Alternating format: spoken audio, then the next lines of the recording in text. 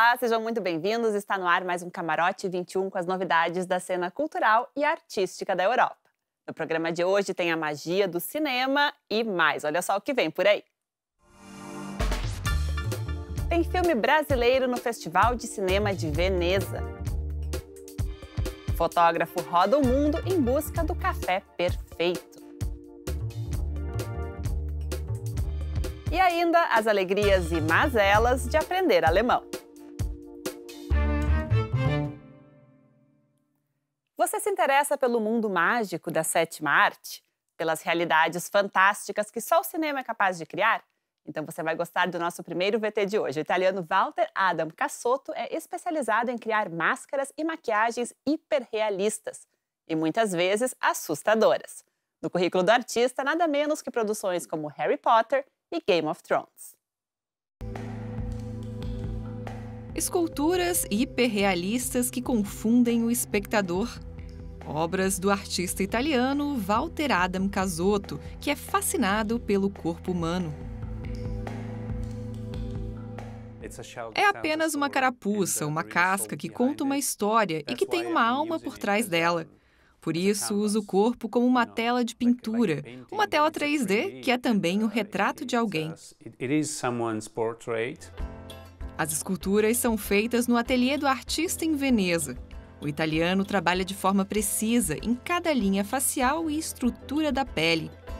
Ele também cria figuras inteiras, como essa versão da Mona Lisa. Muitas das esculturas são feitas em grandes dimensões e ainda assim parecem ter vida, uma técnica especial do artista. Essa é a mão da minha avó. Tiramos a impressão digital dela usando um material específico. Depois de seco, removemos a camada do material com a forma da mão com cuidado e preenchemos com gesso.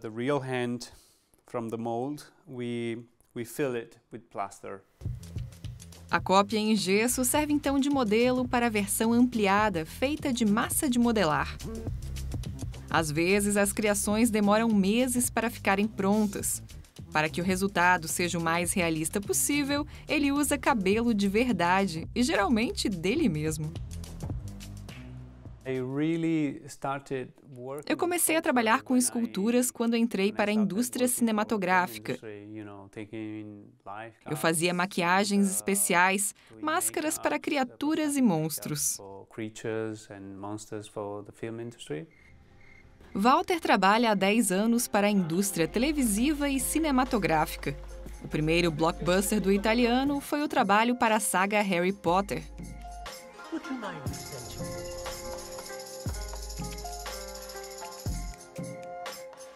E por essa máscara, Walter Adam Casotto recebeu um dos mais importantes reconhecimentos do cinema italiano, o prêmio David Donatello. O artista já trabalhou com diversas celebridades. Bom, mas se engana quem pensa que é uma vida de glamour. Às vezes você fica realmente cansado, porque são muitas horas de trabalho, dias muito longos. Às vezes você está no meio da gravação e começa a chover. Aí você tem que ficar lá o dia todo retocando a maquiagem dos personagens. Isso acontece praticamente o tempo todo, em Game of Thrones, por exemplo, quando há cenas de batalhas com zumbis ou maquiagens malucas. Na casa do artista em Pádua, na Itália, máscaras e esculturas acabam virando objetos de decoração. Em um dos projetos de Walter, um dente específico desempenha um papel importante na concepção das esculturas. Quase todo mundo acaba extraindo o siso, conhecido como o dente da sabedoria, e simplesmente o joga fora. Mas ele faz parte de um momento muito importante na vida. Na Itália, quando alguém extrai o siso, se diz que a pessoa adquire mais sabedoria. Então, o dente se torna algo valioso. E este é o conceito por trás de tudo que experimentamos na vida. Um dos projetos de Walter Adam Casotto é a série In the Box, na qual ele faz retratos de partes do corpo. O objetivo? Enxergar a alma por trás do corpo humano.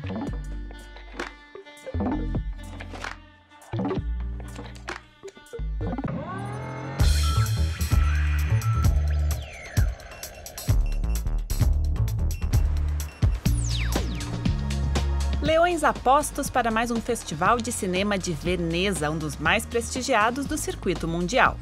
Na categoria principal, 21 filmes concorrem ao cobiçado Leão de Ouro, nesta 74ª Mostra Internacional de Arte Cinematográfica de Veneza.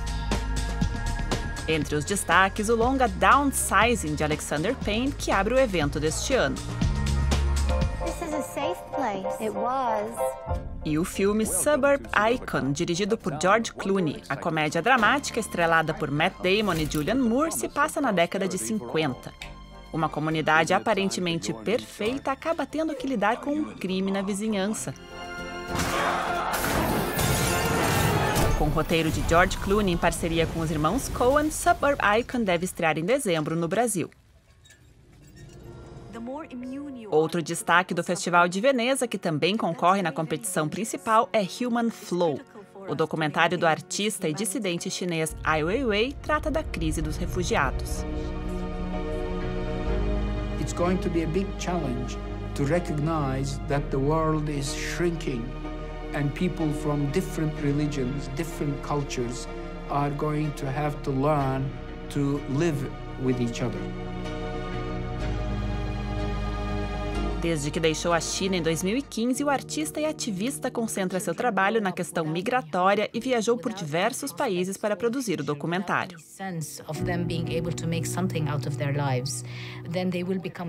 O cinema brasileiro está representado pelo curta Meninas Formicida. O efeito de matar.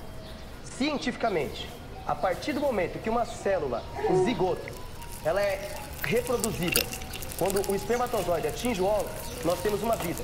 Uma história sobre adolescentes que trabalham em condições precárias em áreas de reflorestamento. Meninas Formicida, de João Paulo Miranda Maria, é uma coprodução franco-brasileira. Além do curta, o Brasil aparece em mais 3 coproduções durante o evento. O Festival de Cinema de Veneza vai até o dia 9 de setembro.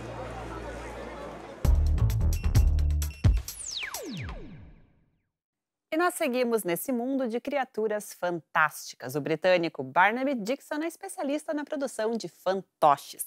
Seja na forma de dinossauros ou de bonecos humanos, as criações cheias de mecanismos e articulações se movimentam de forma surpreendente. E já viraram até hit de YouTube. Roda aí. Esse pequeno dinossauro até parece perigoso, mas na verdade ele é bem inofensivo. Ele pesa apenas algumas centenas de gramas.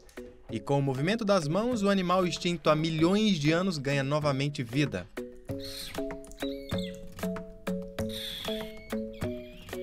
O boneco foi criado por Barnaby Dixon. É aqui na região de Bristol, no sudoeste da Inglaterra, que ele constrói os personagens. O pato Debbie Chick foi a sua primeira criação. Os bonecos tradicionais que eu conhecia não tinham a mesma mobilidade e gravidade que é possível obter com a técnica de stop motion. E aí eu me perguntei como posso fazer os bonecos em ação serem tão realistas como os personagens de stop motion.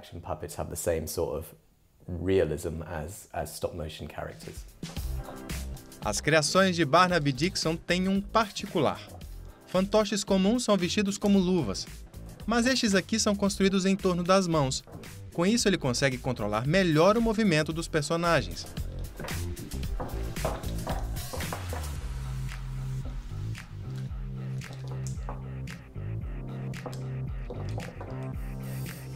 Essa é a oficina de trabalho de Barnaby. Para conseguir dar movimento aos bonecos, ele utiliza estruturas metálicas para as articulações. Já o corpo é feito com uma combinação de resina, silicone e plástico, materiais que ele compra pela internet.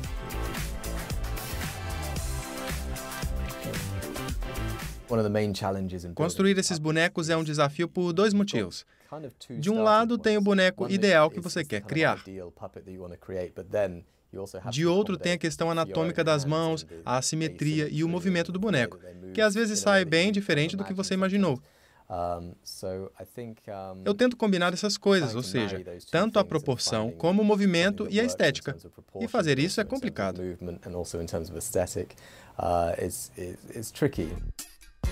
No YouTube, Barnaby Dixon registra as experiências de seus bonecos no mundo real. O personagem principal das histórias é o pato Debbie Chick, que tem um vídeo novo toda semana e já faz grande sucesso na internet. Mais de 150 mil pessoas já assinaram o canal para acompanhar as aventuras do pato. The great British seaside, to feel the salty breeze rush through my feathers, soft wet sand, oh joy of joys, and lest we forget the proud fury of the waves thundering to balls. I'd like to go home now, please.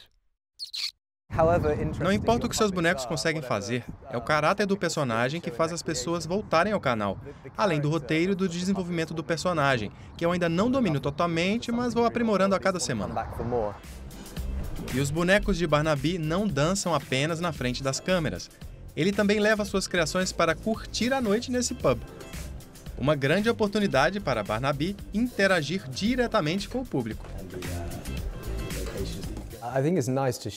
Eu acho legal poder mostrar os bonecos para as pessoas, porque normalmente eu só tenho retorno do público no YouTube. Sei se estão gostando dos vídeos ou não, mas não tenho como saber exatamente qual a reação das pessoas ao verem os bonecos. Ainda mais se é uma reação positiva. É diferente, valorizo isso. Mas a maior atração da noite ainda está por vir: a dança de Manu. O boneco pintado com tintas especiais brilha sob a luz negra. No escuro, as mãos de Barnaby desaparecem. Um espetáculo cativante.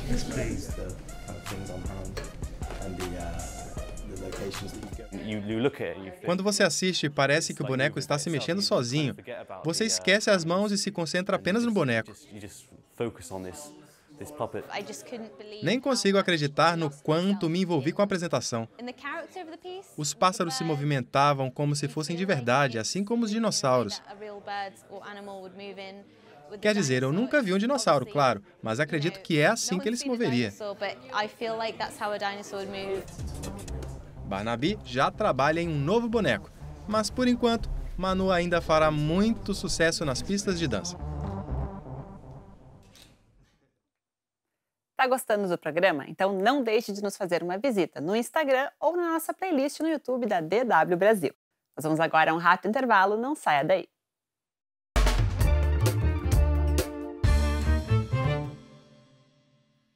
Bem-vindos de volta ao Camarote 21 com as novidades da cena artística e cultural da Europa.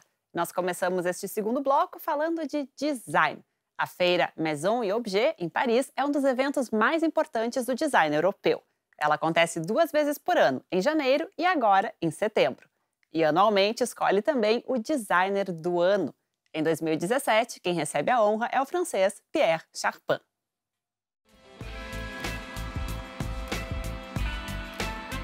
Padrões abstratos e formas reduzidas. Pierre Charpin cria objetos cotidianos com elegância. Recipientes de madeira, vasos, Pierre se interessa por tudo e acaba de ser eleito designer do ano pela feira francesa Maison et Objet. Pierre Charpin trabalha para marcas europeias famosas, como a italiana Alessi. Essa fruteira de inox, por exemplo, está disponível em vários tamanhos. Os italianos apostam em forma simples para produção em massa.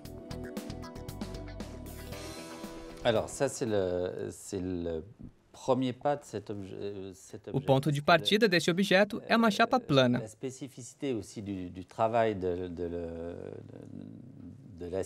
É sempre assim com os produtos da Alessi. Aí vem os passos mais complicados, em que as máquinas transformam a chapa em um objeto com volume.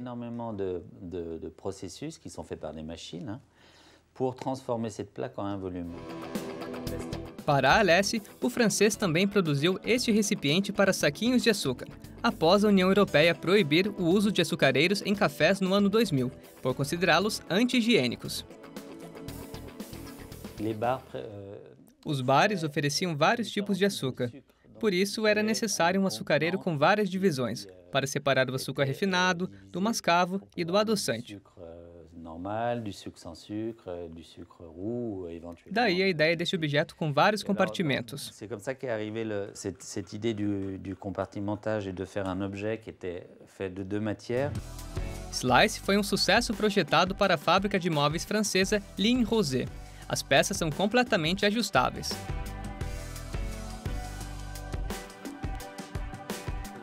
Por 3 anos, Pierre Charpin trabalhou no projeto de uma luminária para uma loja de decoração dinamarquesa e desenvolveu diferentes modelos no computador. Pierre Charpin mora no centro de Paris. No meio da cidade também fica a Galeria Créault, onde ele trabalha desde a fundação, na década de 90. Formas geométricas fazem parte da coleção atual.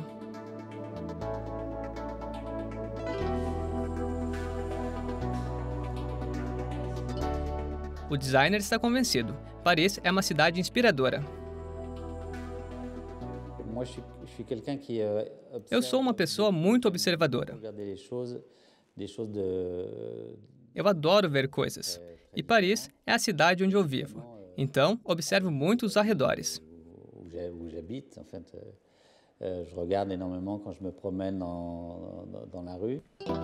A Galeria Créault é um verdadeiro laboratório para novos projetos.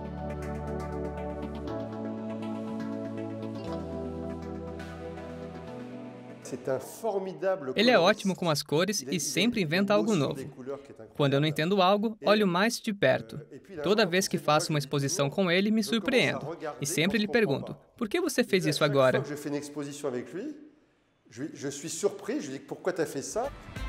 O designer do ano, Pierre Charpin, impressiona com simplicidade e projetos inesperados. Estão aí as criações de Pierre Charpin para quem gosta de estar rodeado de estilo. E, aliás, estilo é também o assunto da nossa próxima matéria, só que de um jeito um pouco diferente.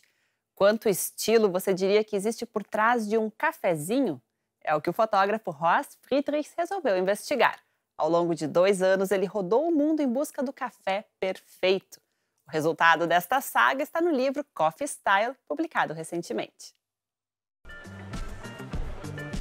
Existem diferentes formas de se preparar um café. Cada barista tem o seu jeito preferido, mas para alguns se trata não apenas de uma técnica, e sim de uma filosofia. Neste café em Londres, Anthony tem um ritual próprio para preparar a bebida. Cada xícara é diferente. Mesmo se você usar o mesmo grão para várias xícaras, o sabor pode mudar. Isso depende do tempo de preparo, da quantidade de café e da temperatura.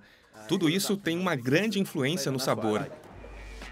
O fotógrafo Horst Friedrichs decidiu documentar as particularidades do ofício de barista, o que resultou no livro Coffee Style, em português, Estilo de Café.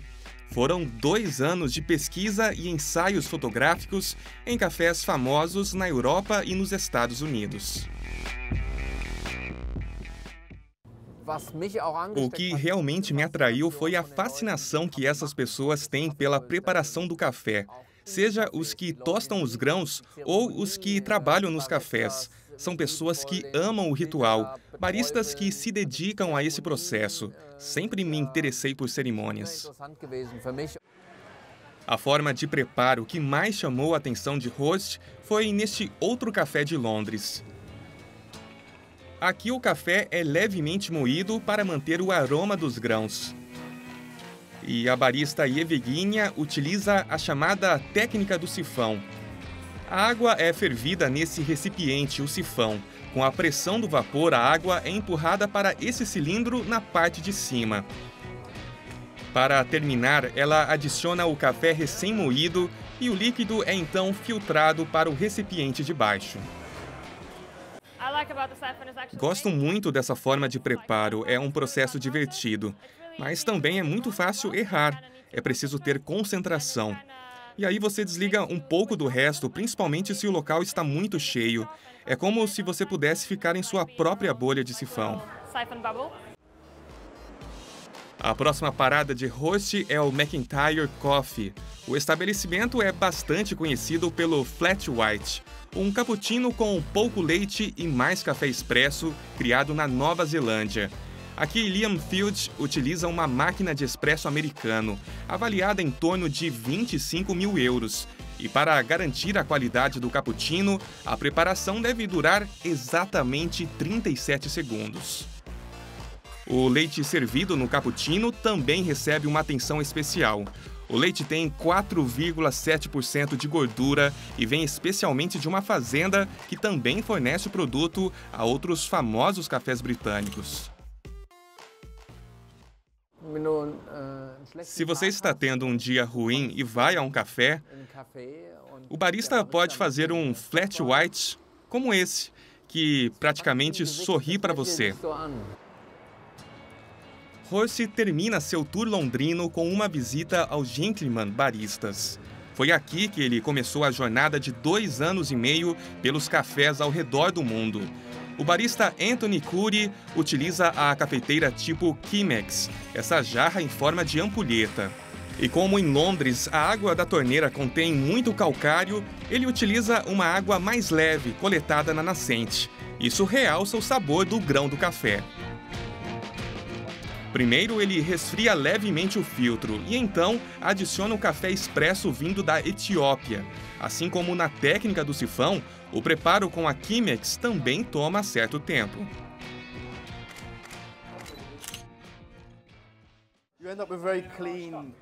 O resultado é um café puro, um café de verdade. É como um café deve ser, cheio de sabor, doce, amargo, ácido, tudo ao mesmo tempo. O fotógrafo provou diferentes tipos de café. Muitos baristas se propõem a criar um sabor diferente para cada xícara. Não existe um café perfeito, mas o fotógrafo esteve bem perto do que há de melhor. Um dos melhores cafés que já tomei foi no deserto, na África ou na Venezuela. Preparado na fogueira e com muito amor.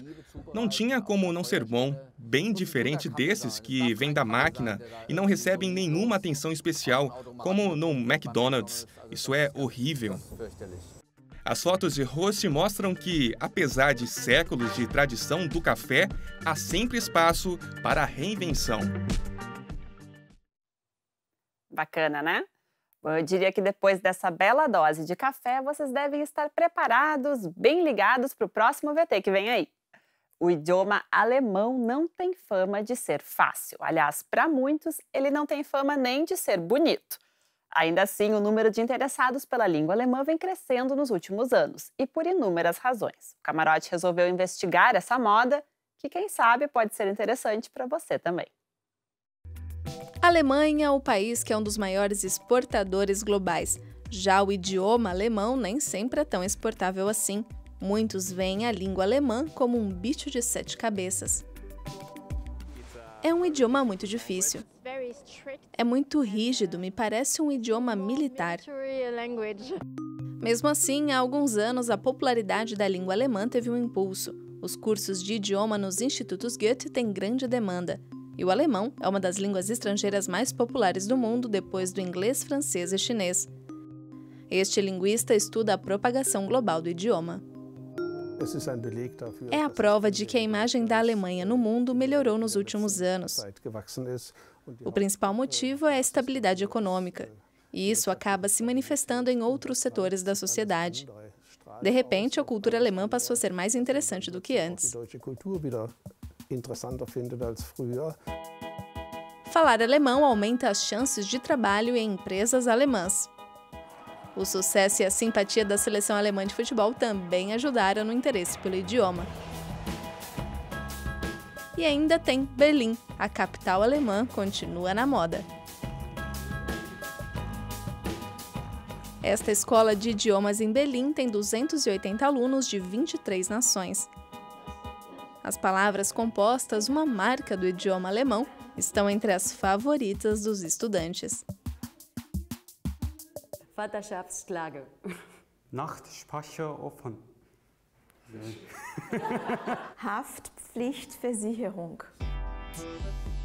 Os estudantes vêm da América do Sul, Ásia e principalmente dos países do sul da Europa. A gramática do idioma é o que mais faz os alunos quebrarem a cabeça. Entre eles, a brasileira Adriana Monteiro Vieira. Eu diria que é um idioma bonito, mas difícil de aprender. Sempre digo que nunca vou dominar a língua alemã, mas que sempre vou tentar. Ich werde immer versuchen. Alguns conceitos alemães acabaram se tornando moda em outros idiomas, como Zeitgeist, Gemütlichkeit ou o prefixo über. Os germanismos também foram parar em estabelecimentos comerciais. Tem o restaurante Fettesau em Nova York, o bar Heidi's Beer Bar em Copenhague e o Katzenjammers em Londres. O jornalista Sven Siedenberg rastreou as palavras alemãs que emigraram e lançou um livro com as mais populares. O alemão com certeza tem algo de exótico, o que talvez faça com que a pessoa se sinta parte de uma vanguarda. Bom, não é o que sentem todos os estudantes de alemão. Ainda há muitos que não simpatizam com o idioma.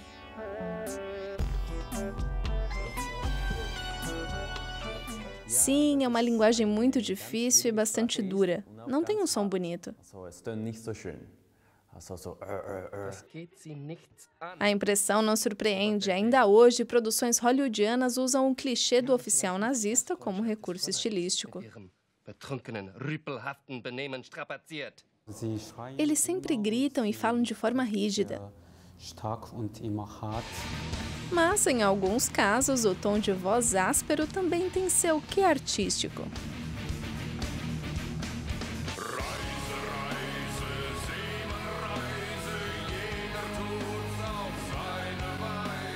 A banda alemã Rammstein, famosa mundialmente, contribuiu para o interesse dos jovens pelo idioma. No começo eu não conseguia pronunciar o R, então praticava com água depois de escovar os dentes. Aliás, o famoso R alemão virou até hit de YouTube, assim como o excesso constante de consoantes por palavra. Surprise.